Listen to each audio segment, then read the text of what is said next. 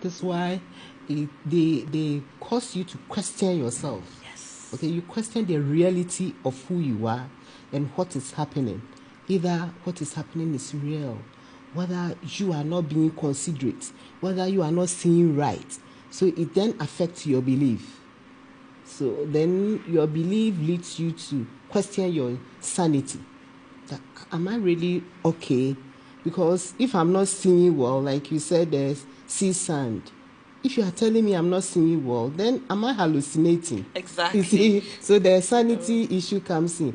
Am I hallucinating such that I could see sand and this person is saying there's no sand on me?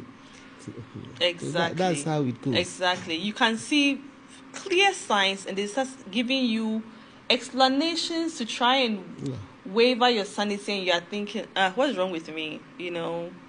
But as Charlotte, that is something that sometimes people don't realize is happening. Again, maybe because it plays on the psychology part. When it's going on, people don't realize this is what is happening. And a lot of times, maybe for most people, I may be wrong, but for most people, maybe by the time you catch it, that this is what is happening, you would have also gone through the initial stages of trying to think, oh, did I get this wrong? Or maybe there's another explanation for this, and think like that. You start even probably accusing yourself for not being considerate or of the other person's sentiments or emotions or conditions or realities. So by the time you realize that, no, I'm being gaslighted or manipulated, you would have also started to question yourself a little bit before you realize that, no, this is what is happening. Why is this happening? Why? I have to ask why. Like, why do people do this?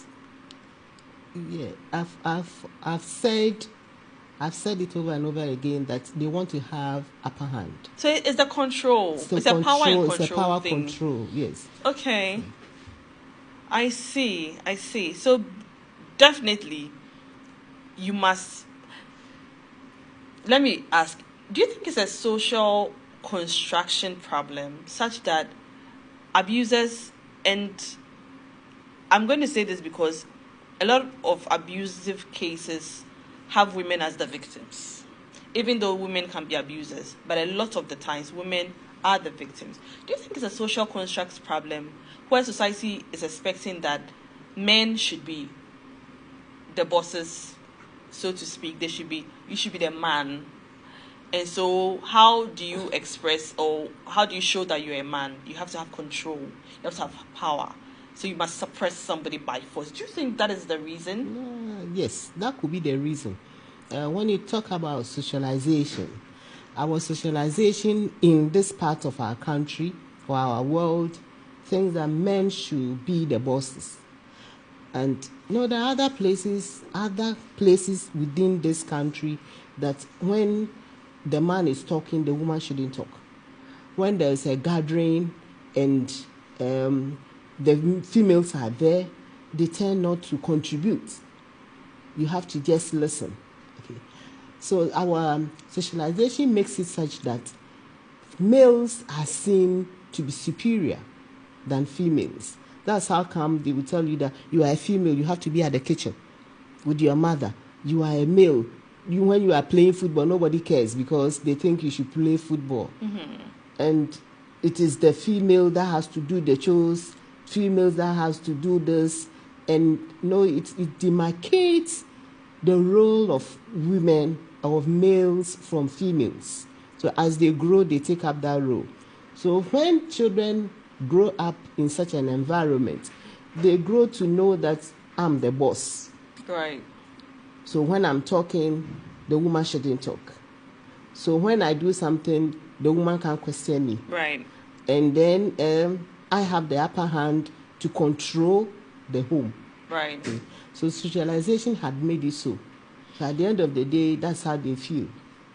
I must say that there's actually nothing wrong when a couple decide voluntarily, having all the necessary information, they decide that one person might stay at home, should not work, should be a home carer, should probably take care of the children, whilst the other person goes out there and makes money and comes home. There's nothing wrong. However, before you make such a decision, it must be informed. You must understand all the risks it comes with. You must understand that when one person goes out there and brings home, that money is for two people to share equally, to manage themselves individually, and then the home, because the other person is not making money. The one at home must also understand that the other person going out there cannot contribute towards keeping the home. And so you are keeping the home for two people to do that. When you decide to do that, you must understand that there's a risk of abuse, because it gives so much power to one person on one part. There's a risk that comes. It's a fertile ground for abuse, especially physical, emotional, and economic abuse. I mean, all the forms of abuse. It's a fertile ground for it. So you must understand before you go ahead and make that decision, if it is informed, that it comes with this risk. If you trust your partner to not take advantage of the situation, to make it, to abuse the situation, by all means go ahead with it. But when you understand that there's a risk to it, when that risk actualizes, then you know what to do. So there's nothing wrong with making that decision to be a home carer, to not go and work, to be a stay-at-home mom or wife.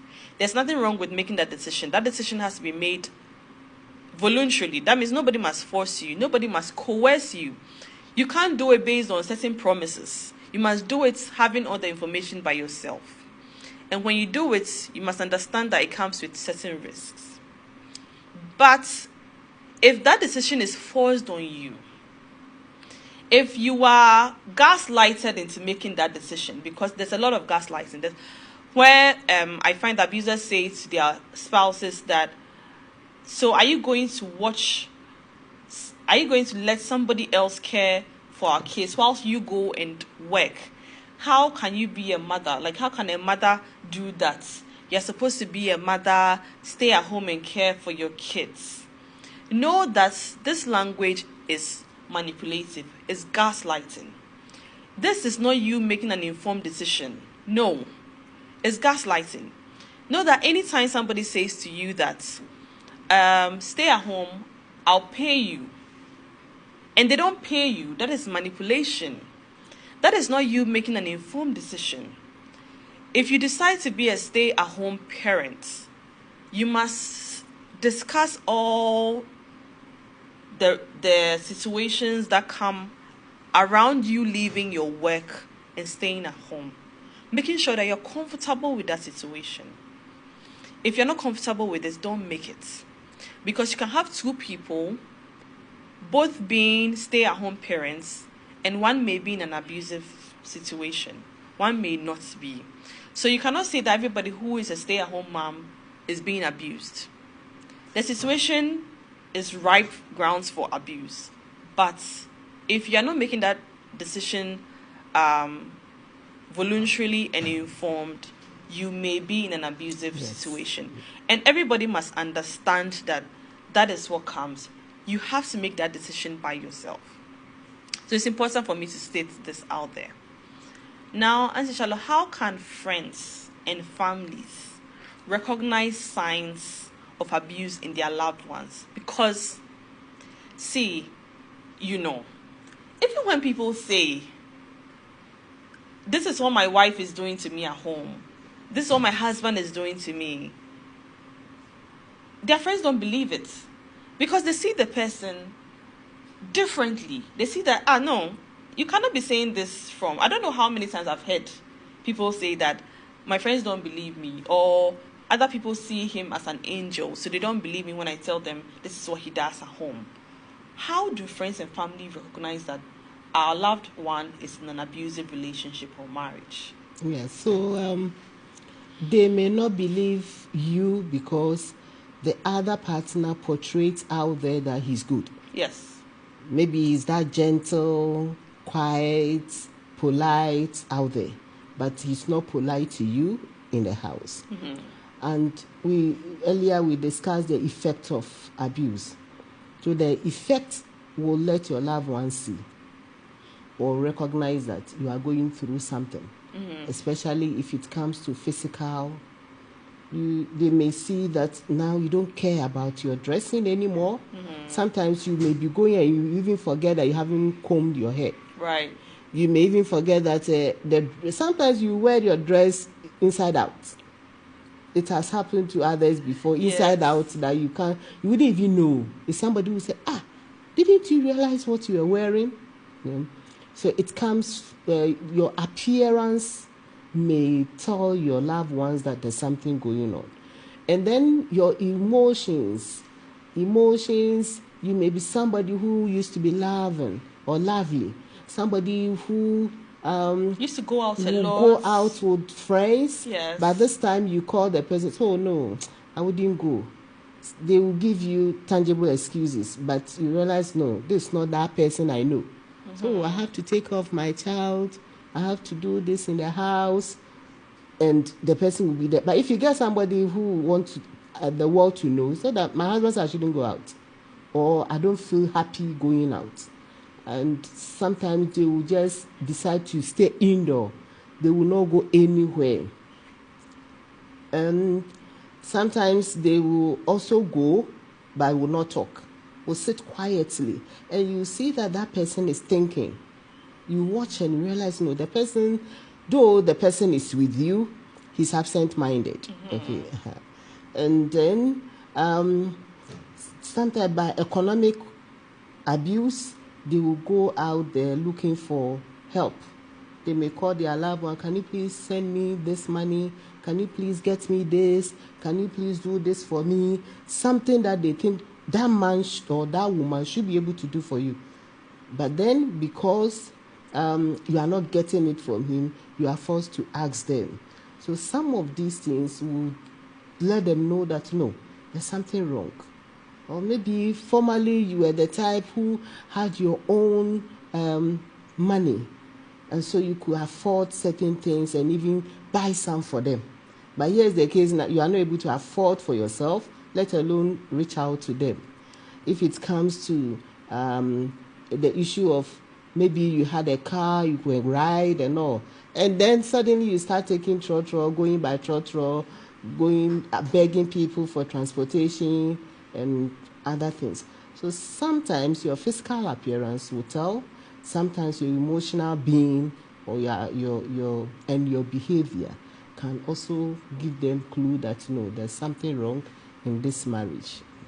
I think that friends and family also need to recognize that people who go through abuse always cry for help. Yes. Either actively crying for help or unconsciously crying for help. So you find those who actually come to you and tell you what they are going through. Believe them, please. Don't think they're exaggerating. Don't think they don't know what they are saying.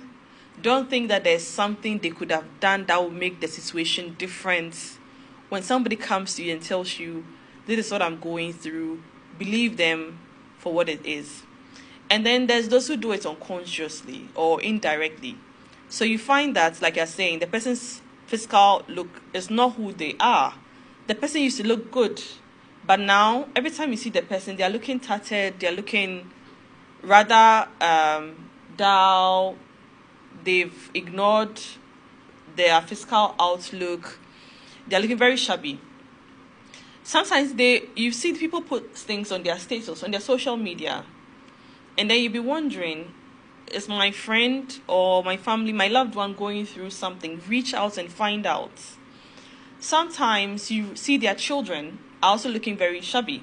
And you know, these are people who could or can afford for their kids to look great, but the kids are looking very shabby. That is also a cry for help. Sometimes, when you are going through so much psychological and emotional stress, you tend to forget or shirk other responsibilities because it is so drowning that you don't have time to do anything. You can't find the physical energy to do it. You're not like you just want to ignore everything and just be in your corner. So sometimes they withdraw as well. It's another cry for help. The person that you always used to go out with now doesn't want to go out at all.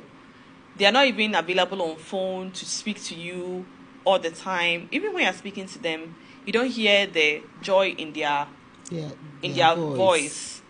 Things that they're supposed to be celebrating, they are rather passive about it. You should know there's something going on. Maybe pay them a visit.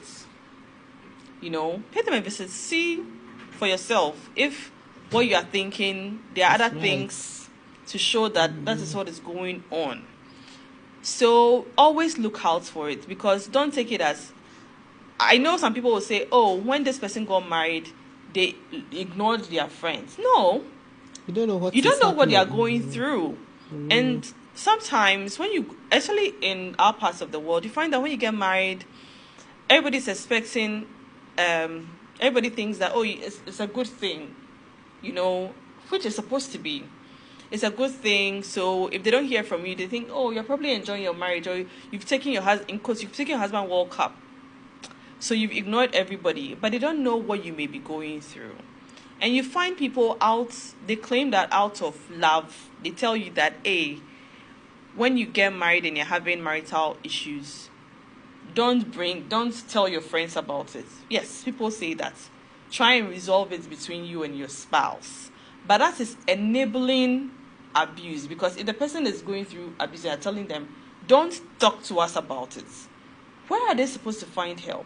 So then they'll keep it inwards, because the abuser is not the person to go and talk to about it. So they're keeping it in themselves. And because they're keeping it in themselves, it will find ways of coming out. So you find the neglect coming off. You find that their social media has strange posts. You find that they are withdrawing from society. They're keeping to themselves. Their children are suffering as a result. They wouldn't even take their kids out anymore. Or the children come to school and they're dressed shabbily. Their homework is not done. You can see the neglect. So always watch out for it. If your friends are not telling you and you see some of the signs, recognize the signs for what it is. And maybe somebody you know may be acting differently at home. Understand that it's possible for that to happen. And then believe it when they are telling you the people that you know are acting differently. Please believe them. So, Answer, let's talk about the dynamics of abusive relationship.